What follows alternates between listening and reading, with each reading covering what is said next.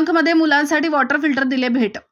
दुष्काळी जत तालुका पाण्यासाठी कायम संघर्ष करत आला आहे।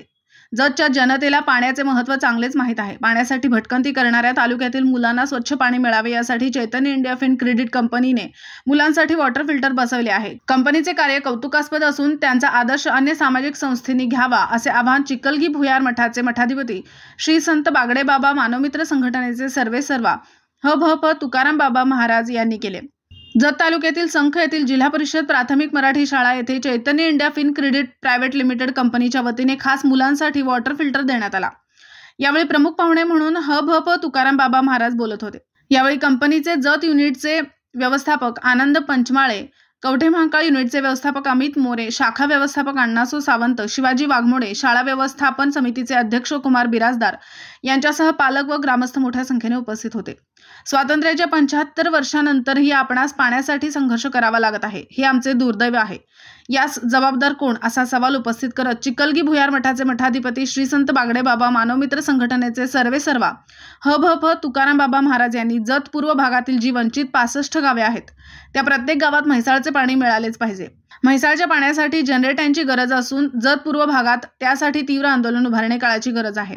शासन प्रशासनाने पाण्यासाठी जतकरांची कशी चेष्टा लावली आहे हे उदाहरणासह बाबांनी सांगितले। वर्षानुवर्षे पाणी देणारच असे आम्हाला सांगण्यात येत होते, पण प्रत्यक्षात ज्यावेळी श्री संत बागडे बाबा मानवमित्र संघटनेच्या माध्यमातून आम्ही संख ते मुंबई पायी दिंडी काढली त्यावेळी आम्हास थेट लेखी देण्यात आले की जतला द्यायला पाणीच शिल्लक नाही। ऐतिहासिक पायी दिंडीनंतर जतकरांना आमच्या आंदोलनानंतर कळले की पाणीच शिल्लक नाही। पाणीच शिल्लक नव्हते ही वस्तुस्थिती असताना आम्हास पाणी देण्याचे आश्वासने देण्यात आली, हे जनतेने लक्षात घ्यावे। पाण्यासाठी श्रेयवाद नको तर पाणी आले पाहिजे यासाठी सर्वांनी एकसंघ लढा दिला पाहिजे। पाण्याच्या या लढ्यात आपण श्री संत बागडे बाबा मानवमित्र संघटनेच्या माध्यमातून कार्यरत असून आपणही सहकार्य करावे असे आवाहन केले।